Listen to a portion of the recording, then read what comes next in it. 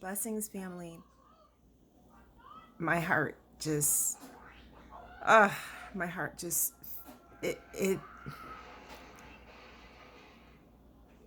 it bothers me that there are still women, there's still men out there that's going through situations where they're involved with people and it's not working out. It's not who the Most High sent. Remember that we're going to have lessons in our life. And sometimes the people that come into our life are lessons. And I know it hurts. It hurts because you think you're giving your all to someone that might be your potential husband or wife, and you find out that that's not the case. And so what I've learned, what the Most High has taught me, is that it has a lot to do with what's inside of us, how we feel about ourselves, our values, our character, the things that the Most High has put into us. Are those enhanced? Do we have a relationship with the Most High? We get so caught up in what the world puts on as a couple, and it's not what the Most High wants for us. What society is saying is different from what the Most High is saying, and I've realized that I had to do a lot of work. I would be quick to point my finger at the other person instead of pointing the finger at me. I was the problem because I had insecurities, I had pain, I had trauma, I had things that I hadn't dealt with. And being involved with someone thinking that they're going to fix that or make me feel better or they're going to make me happy was going to be the resolution. When in actuality, it made things worse because I was attracting what I was feeling, what that version of myself at that point in time. And I was miserable, so I was attracting people that were more than likely going through their own trials and tribulations. And that's not to judge them because we all go through things. But I realize now that I have to help myself. I have to allow the Most High to help me. And that's what I'm praying that you receive from this message is, oh, well, all I have is drama in my life. All I keep getting is, counterfeits. What is going on within you that your discernment is not at a capacity where you can weed through these things? What's going on in you that needs to be changed, that the Most High needs to help you with? What pain are you dealing with or not dealing with that is affecting your ability to be involved, be around people? Also knowing what is a kingdom spouse, knowing what are their characteristics, knowing what the characteristics are of a man and woman that are the opposite of a kingdom spouse. We can't just go off of they look good, I did that. They have a job. You have to broaden. You have to broaden the character. You've got to allow God to show you who you should be reaching out for, who should be pursuing you, especially my sisters.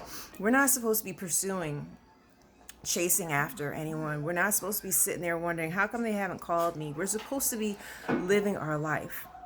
We're supposed to be walking in our purpose. And the person that is supposed to be in our life will come.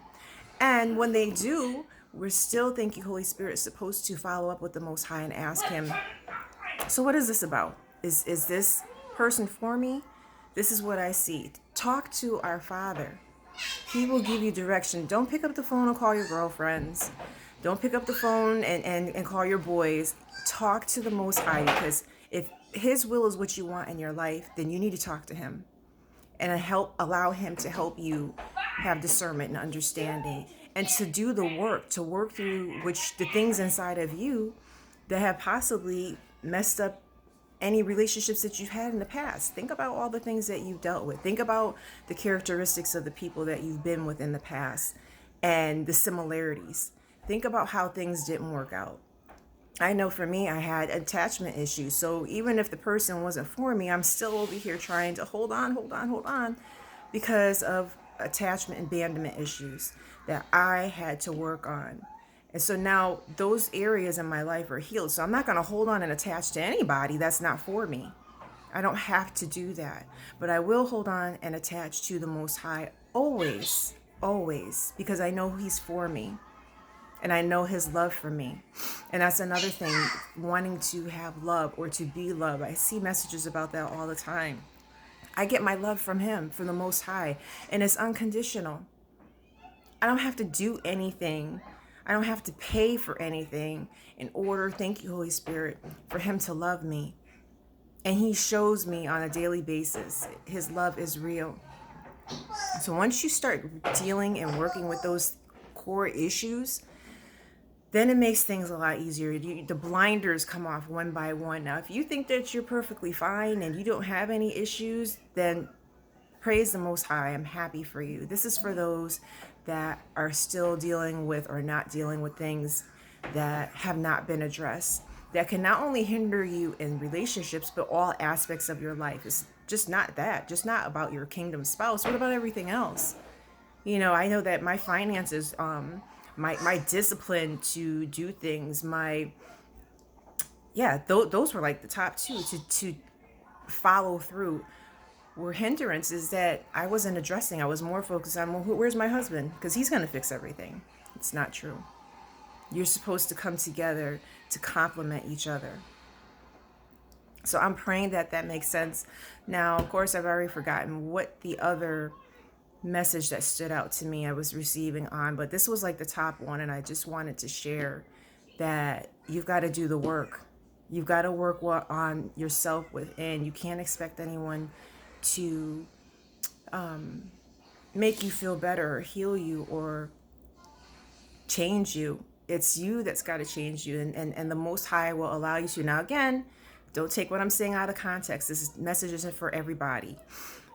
But you've got to allow him to help you, because someone else coming into your life is just going to heighten the areas that you haven't addressed.